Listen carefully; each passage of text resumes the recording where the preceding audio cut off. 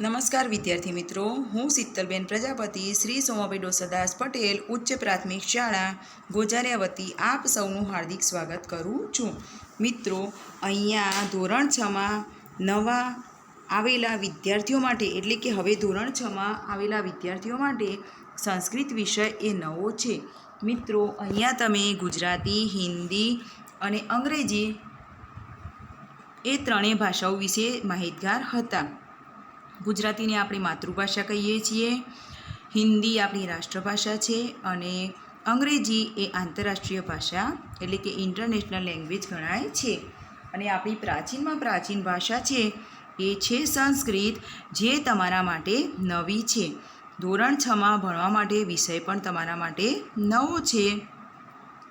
અહીંયા મિત્રો એવું કહેવામાં આવે છે કે સંસ્કૃત એ આપણી જનની ગણાય છે, બધી ભાષાઓની જનની ગણવામાં આવે છે. બરાબર. માતૃભાષા એટલે કે ગુજરાતી એ આપણે માના ખોળામાંથી પહેલાં સમજતા અને પછી બોલતા થઈએ છીએ. સમય જતાં લખતા શીખીએ છીએ એવું માનવામાં આવે છે. અને સાચી વાત પણ છે કે માતૃભાષા એનું જ્ઞાન આપણને માના ખોળામાંથી મળે છે. અને ત્યાર પછી તમે પાપા પગલી કરતા શાળામાં દાખલ થાઓ છો ત્યારે બીજી ભાષા આપણી ભારતની રાષ્ટ્રભાષા હિન્દી પણ તમે સમજો છો, એનું પણ પાયાનું જ્ઞાન મેળવો છો. સમય જતાં તમને અંગ્રેજીનું જ્ઞાન પણ આપવામાં આવે છે. તો હાલ મિત્રો તમે ગુજરાતીમાં પોતાના વિચારો અભિવ્યક્ત કરી શકો છો, હિન્દી પણ બોલી અને સમજી શકો છો, લખી પણ શકો છો. અંગ્રેજીના પણ કેટલાક એવા શબ્દો, વાક્યો તમે બોલી, લખી અને સમજી શકો છો. તો હવે તમારે નવી ભાષા શીખવાની છે સંસ્કૃત. બરાબર.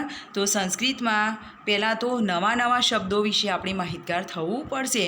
શબ્દો નવા નહીં હોય મિત્રો, આપણી આસપાસ રહેલા આપણા પરિચયમાં આવેલા જ પરિચિત વસ્તુઓ, પદાર્થો, પ્રાણીઓ, પંખીઓ એવા જ છે, પરંતુ એમને સંસ્કૃત ભાષામાં શું કહેવાય છે એ આપણે અહીંયા શીખવાનું છે.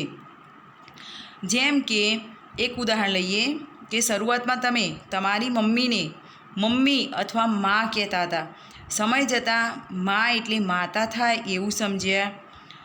થોડા મોટા થતાં માતાને જનની પણ કહેવાય એવું સમજ્યા.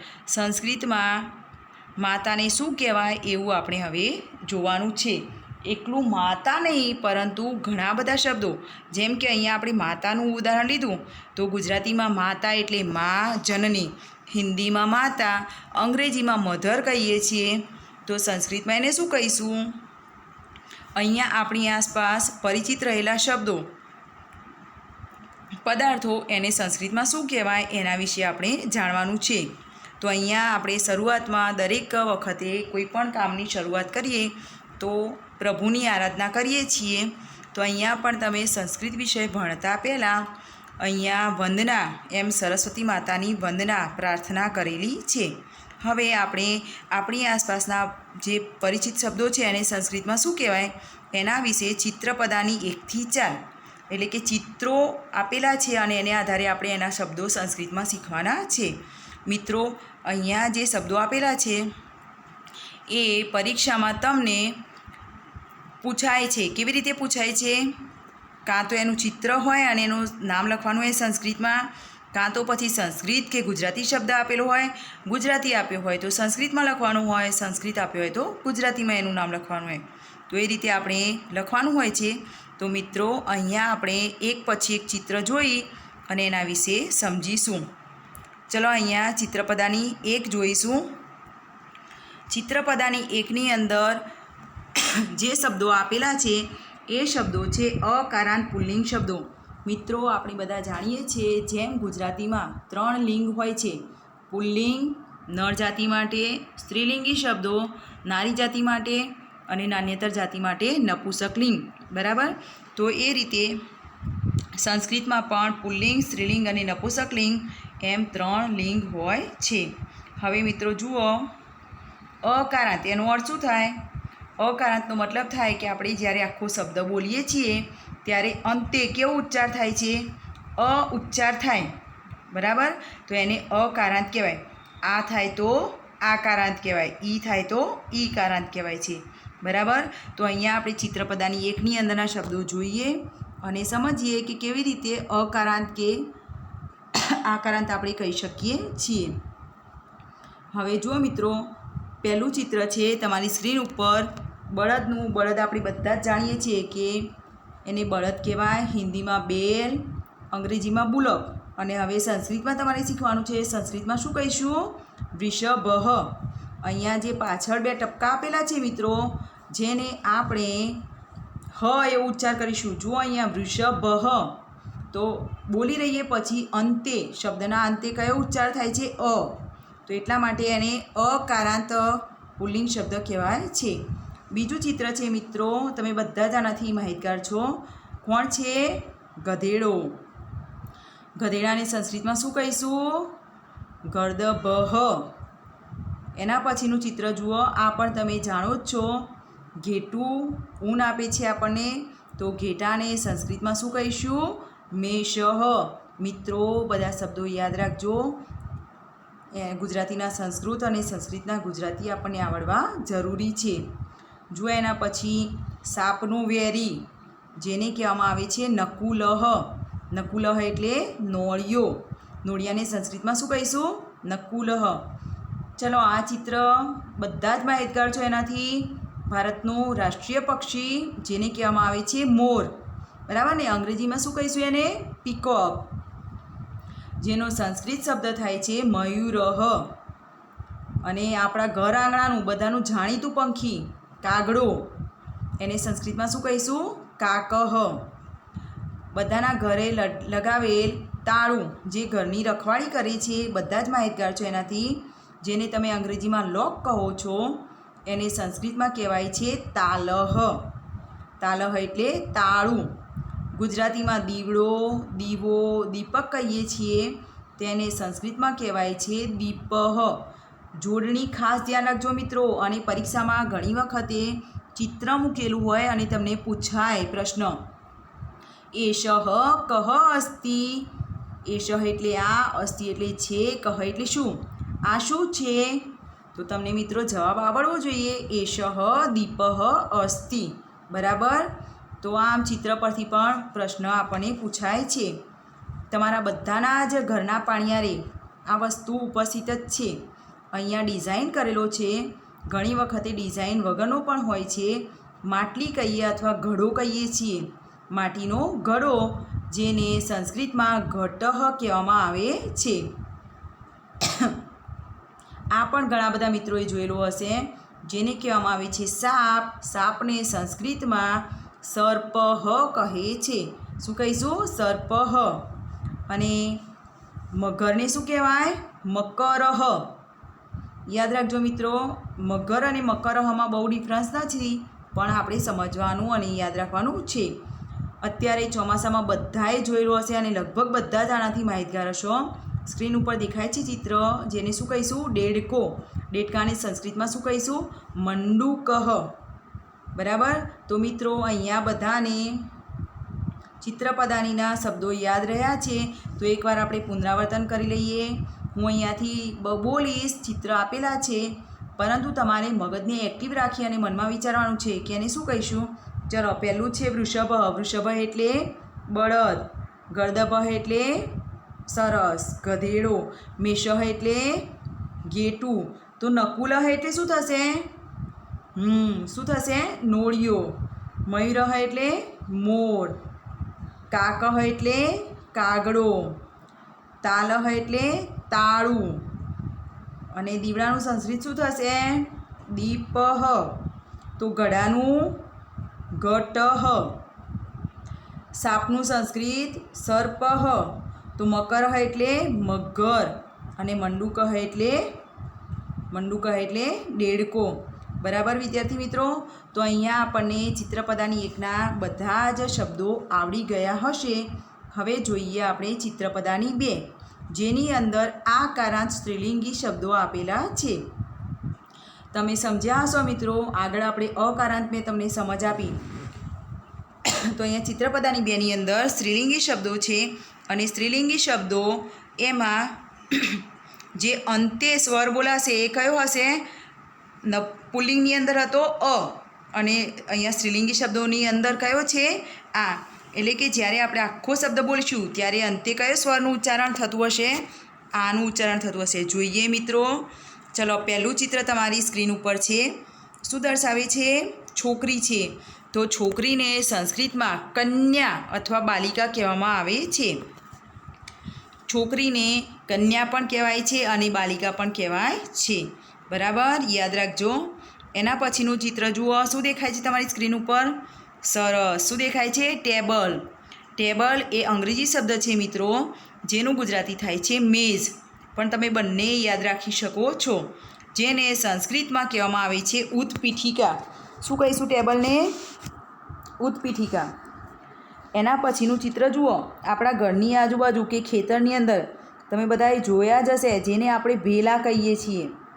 તો વેલા, જેને સંસ્કૃતમાં કહેવામાં આવે છે લતા. લતા એટલે વેલ અથવા વેલા. આ બધા જ આપણે ઉપયોગમાં લઈએ છીએ. આ ચિત્રમાં જુઓ મિત્રો, રોજ જે આપણને આની જરૂર પડી છે, થાળી. તો થાળીને સંસ્કૃતમાં કહેવામાં આવે છે સ્થાલિકા. સ્થાલિકા એટલે થાળી. પછી છે ચિત્રમાં જુઓ ફૂલદાની. ફૂલદાની એટલે કે અંગ્રેજીમાં એને આપણે કહીએ છીએ ફ્લાવર વાસ. તો ફ્લાવર વાસને સંસ્કૃતમાં એટલે કે ફૂલદાનીને સંસ્કૃતમાં કહેવામાં આવે છે પુષ્પાધાની. પુષ્પાધાની એટલે ફૂલદાની. હવે જુઓ મિત્રો, અહીંયા ચિત્ર આપ્યું છે. ચિત્રમાં આપણે કોઈ બેનને જોવાના નથી કે આ સ્ત્રીનું ચિત્ર છે, લેડી છે, વુમન છે, એવું નહીં, પરંતુ એમણે શું પહેરેલું છે? સાડી. તો સાડીને તમે ગુજરાતીમાં સાડી કહેવાય, અંગ્રેજીમાં સાડી કહેવાય, એવું શીખ્યા. હવે એને સંસ્કૃતમાં શું કહીશું? શાટિકા. સાડીને સંસ્કૃતમાં શું કહેવાય? શાટિકા. હવે અહીંયા પેટી આપેલી છે. તો પેટી, જેને આપણે બોક્સ કહીએ છીએ, તો આ પેટી છે એ પછી સજાવેલી હોય, ડેકોરેટિવ હોય કે ના હોય, એને પેટી જ કહેવાય, જેને સંસ્કૃતમાં પેટિકા કહે છે. એના પછીનું ચિત્ર જુઓ મિત્રો. તમારા ઘર આંગણાનું પક્ષી, તમારા ઘરમાં પણ માળો કરેલો હશે, જેણે એવી ચકલી, ચી ચી ચી કરતી ચકલીને સંસ્કૃતમાં ચટકા કહેવામાં આવે છે. ચટકા એટલે ચકલી. પછી ચિત્રમાં દેખાય છે તમને, જુઓ મિત્રો, નદી છે. તો નદીને સંસ્કૃતમાં નદી જ કહે છે, ઘણી વખતે સરિતા પણ કહે છે. અને તમે આગળના ધોરણોમાં જશો એમ એક બીજો શબ્દ પણ આવશે, નદ્ય. પણ અત્યારે હાલ તમારે પાયાનું જ્ઞાન મેળવવાનું છે, માટે નદી માટે સંસ્કૃત શબ્દ છે નદી અથવા સરિતા. એના પછી જુઓ, તમારા દરેકના ઘરે હશે અથવા તો હતો, પ્રાચીન સમયમાં દરેકના ઘરે હતો. લોકો એના ઉપર જ પોતાની રસોઈ બનાવતા હતા, જેને કહેવામાં આવે છે ચૂલો. એ આપણો ગુજરાતી શબ્દ છે, જેને સંસ્કૃતમાં કહેવામાં આવે છે ચુલ્લી. ચૂલો એટલે ચુલ્લી. બરાબર.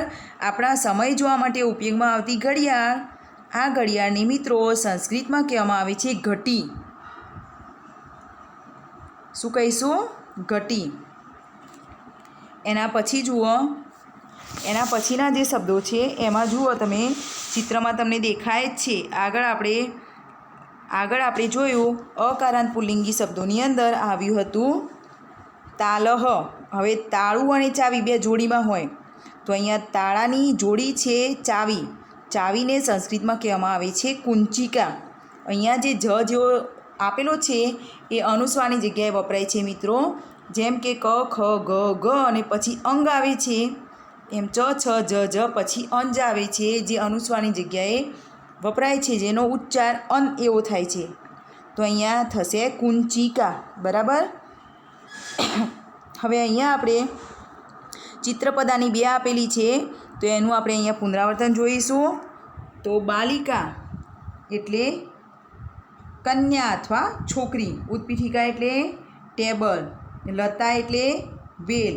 હવે શું દેખાય છે મિત્રો? સ્થાલિકા. તો સ્થાલિકા એટલે થાળી. પુષ્પાધાની એટલે ફૂલદાની. શાટિકા એટલે સાડી.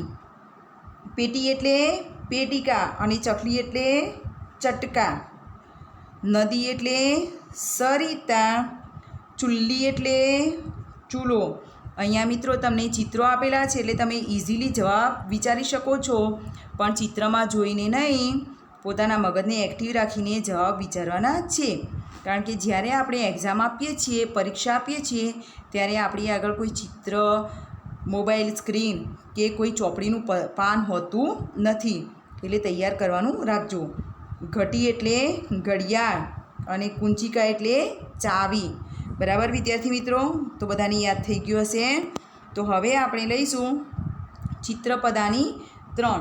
ચિત્રપદાની 3ની અંદર તમને બધાને ખ્યાલ જ છે, અકારાંત નપુંસકલિંગી શબ્દો આવેલા છે. અકારાંત નપુંસકલિંગી શબ્દો. હમણાં જ આપણે વાત કરી કે જેમ ગુજરાતીમાં હોય એમ અહીંયા સંસ્કૃતમાં પણ 3 લિંગો છે. નર જાતિ, નારી જાતિ અને નાન્યતર જાતિ. પુલ્લિંગ, સ્ત્રીલિંગ અને નપુંસકલિંગ. તો અહીંયા મિત્રો જુઓ, આપણે અકારાંત પુલ્લિંગી શબ્દો જોયા, આકારાંત સ્ત્રીલિંગી શબ્દો જોયા. હવે અકારાંત નપુંસકલિંગી શબ્દો જોઈશું. નાન્યતર જાતિના શબ્દો છે, અકારાંત છે, પરંતુ અહીંયા મિત્રો એક ભેદ છે, યાદ રાખો. જ્યારે પુલ્લિંગી શબ્દો હોય તેમની પાછળ જે આપણે હમણાં વાત કરી હતી ને 2 ટપકાવાળું હ એવો હ અ એટલે હ જેવો ઉચ્ચાર થતો હોય છે.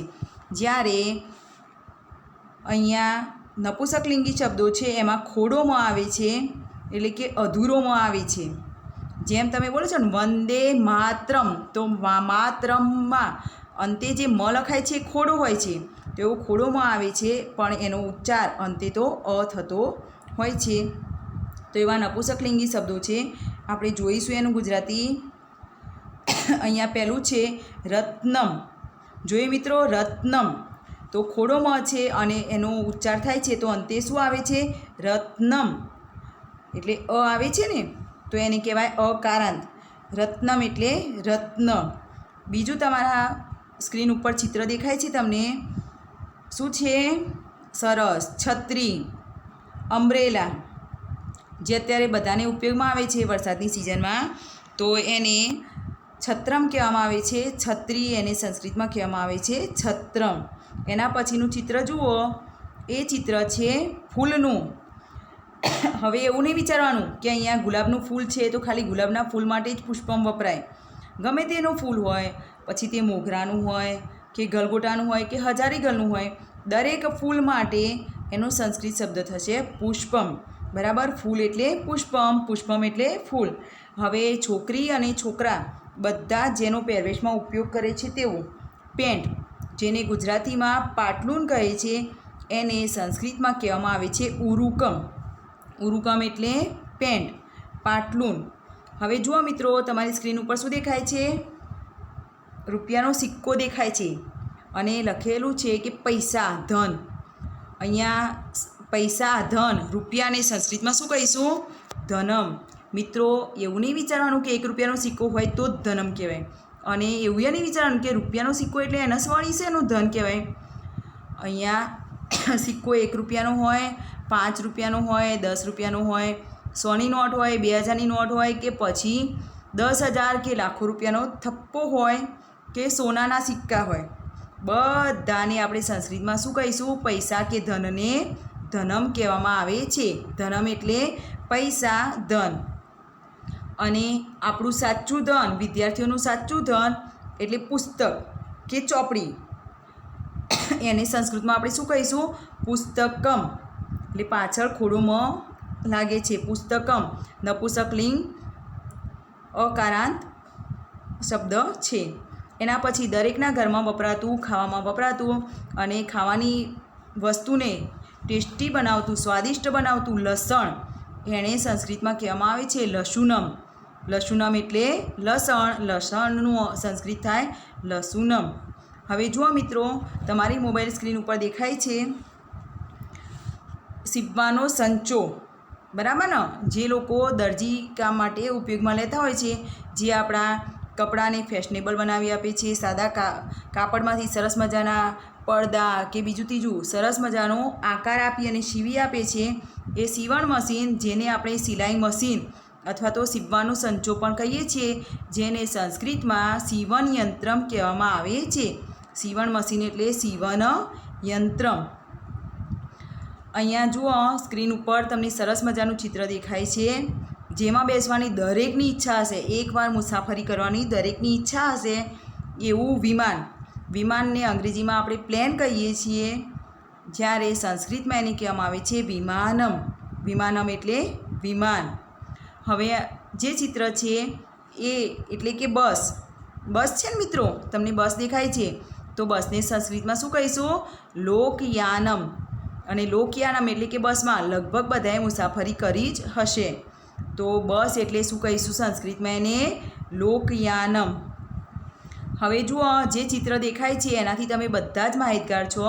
હાલ તો તમે બધા શાળામાં જતા નથી, પણ શાળામાં ગયા હશો ત્યારે રોજે રોજ આનો અનુભવ થયો હશે જ, એને જોયું જ હશે. જેને કે તમે કહો છો બ્લેકબોર્ડ, બરાબર, જેને ગુજરાતીમાં કહીશું આપણે કાળું પાટિયું. જે કાળું પાટિયું જે ભણતા વિદ્યાર્થીઓ છે, સારું ભણે છે, એ ભલભલાના જીવનમાં રંગ ભરી આપે છે એવું કાળું પાટિયું, જેને સંસ્કૃતમાં કહેવામાં આવે છે કૃષ્ણ ફલકમ. કૃષ્ણ ફલકમ એટલે કાળું પાટિયું. બ્લેકબોર્ડ અથવા તો શ્યામપટ્ટ પણ કહેવામાં આવે છે. જો મિત્રો, ચિત્રપદાની 3નું છેલ્લું ચિત્ર છે બળદગાડું.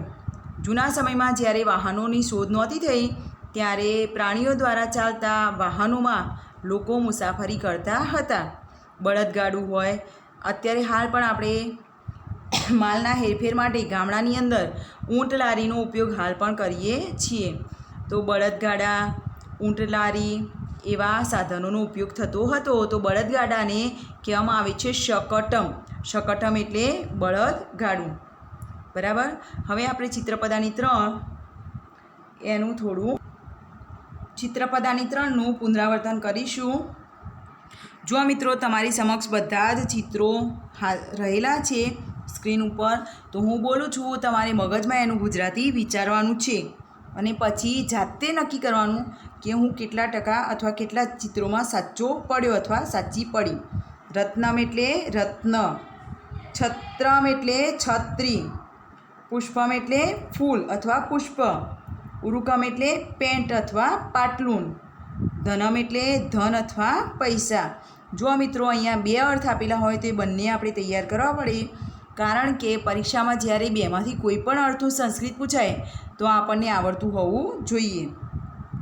પુસ્તકમ એટલે પુસ્તક અથવા ચોપડી, લશુનમ એટલે લસણ, શિવનયંત્રમ એટલે સીવવાનો સંચો, વિમાનમ એટલે વિમાન, લોકયાનમ એટલે બસ, કૃષ્ણ ફલકમ એટલે કાળું પાટિયું.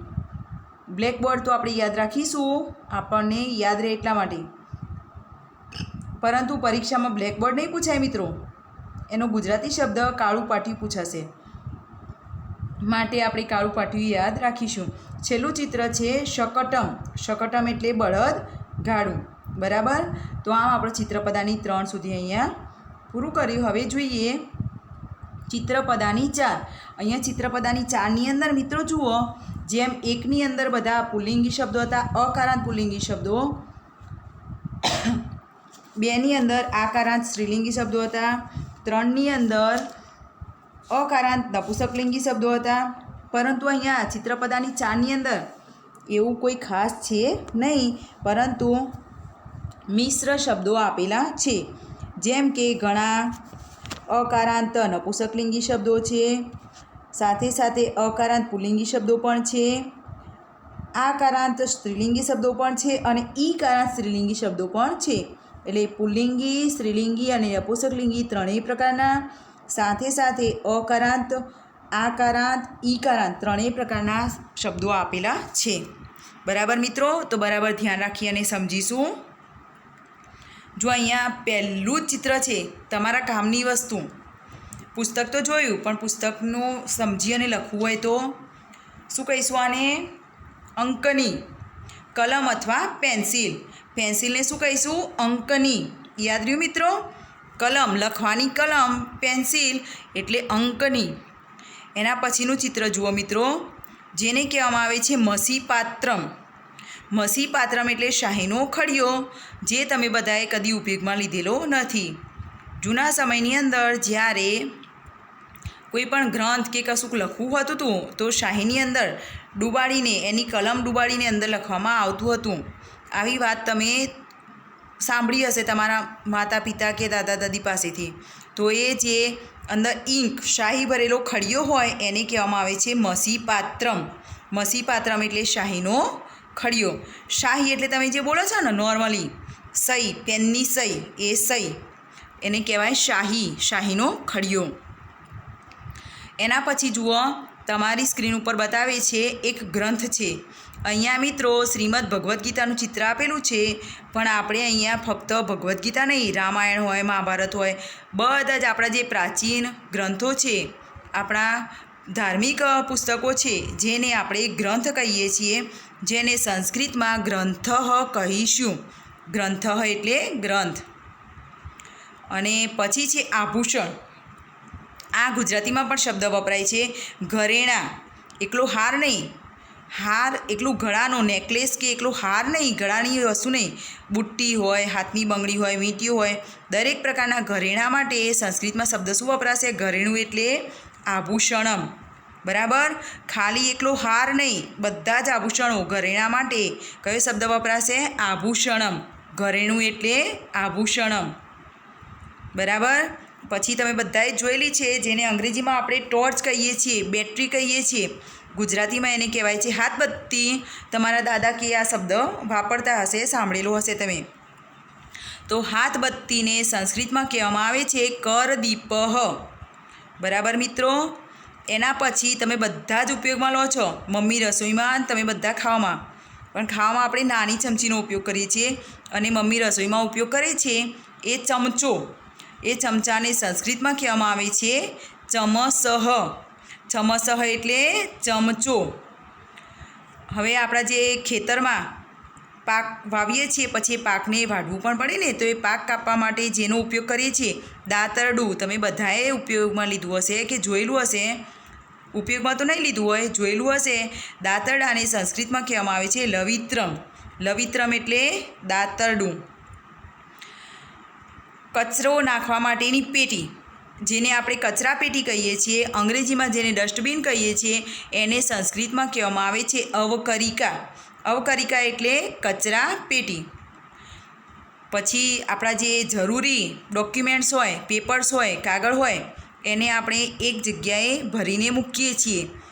એને આપણે ફોલ્ડર બનાવીને એક જગ્યાએ મૂકીએ છીએ, જેને અલગ અલગ ફાઇલોમાં મૂકીએ છીએ. અહીંયા તમને ચિત્રમાં દેખાય છે મિત્ર ફાઇલ.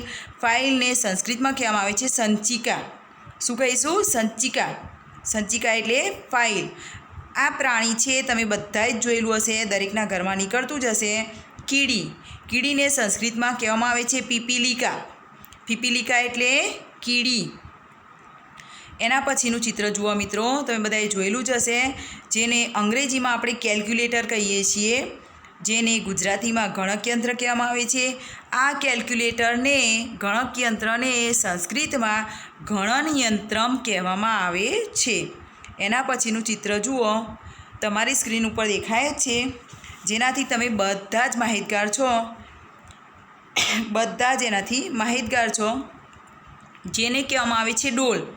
અત્યારે હાલ આપણે પહેલાં ધાતુની ડોલો આવતી હતી, સમય જતાં અત્યારે હાલ આપણે પ્લાસ્ટિકની ડોલોનો ઉપયોગ કરીએ છીએ, પરંતુ પ્રાચીન સમયમાં ધાતુ કે પ્લાસ્ટિકની ડોલો નહોતી. એ વખતે લાકડાનું આ ટાઈપની ડોલ વપરાતી હતી, એટલા માટે દ્રોણીને લાકડાનું અંડાકાર પાત્ર પણ કહેવામાં આવે છે.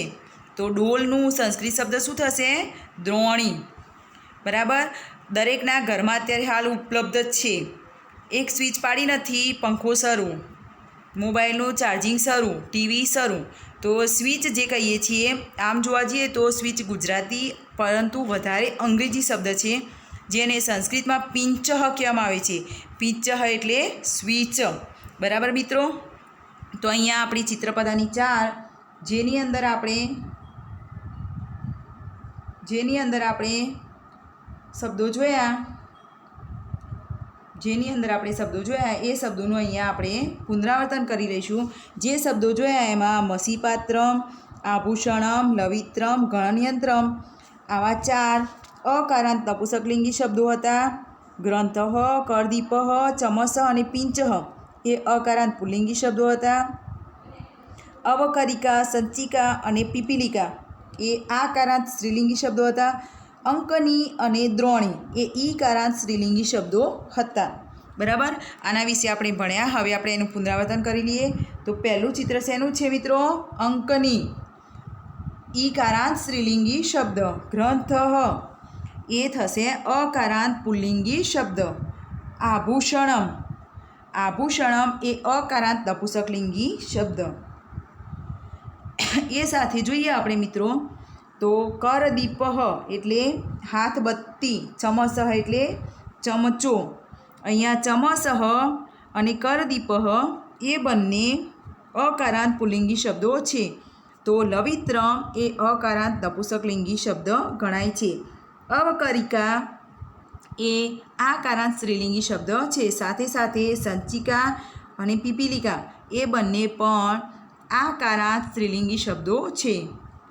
ગણનયંત્ર એ અકારાંત નપુંસકલિંગી શબ્દ છે. દ્રોણી એ ઈકારાંત સ્ત્રીલિંગી શબ્દ છે. અને છેલ્લે છે પિંચ એ પિંચ અકારાંત પુલ્લિંગી શબ્દ છે. અહીંયા મિત્રો મેં તમને શરૂઆતમાં જ કહ્યું હતું, યાદ રાખજો, 2 ટપકાવાળું હ વંચાતું હોય પાછળ તો એ પુલ્લિંગી શબ્દ થાય અને ખોડું મ આવે તો નપુંસકલિંગી શબ્દ થશે. બરાબર, તો અહીંયા આપણે 1 થી 4 ચિત્રપદાની ભણી ગયા. હવે એનું થોડું મૂલ્યાંકન કરી લઈએ. તમારું મગજ એક્ટિવ રાખજો. અહીંયા મિત્રો મેં તમને શરૂઆતમાં વાત કરી હતી કે સંસ્કૃત ભાષા એ બધી ભાષાઓની જનની છે. તો એના માટે એક ફની વાત કરીએ. પરીક્ષામાં પૂછાશે નહીં, જસ્ટ જાણવા માટે એવું કહેવામાં આવે છે ગુજરાતી આપણી મા છે, હિન્દી આપણી માસી છે, અંગ્રેજી એ આપણી પાડોશી છે, એટલે એ પાડોશી માસી, કારણ કે એ વિદેશમાંથી આવેલી છે ને એટલે પાડોશી છે. જ્યારે સંસ્કૃત એ આપણી દાદીમાં ગણાય છે.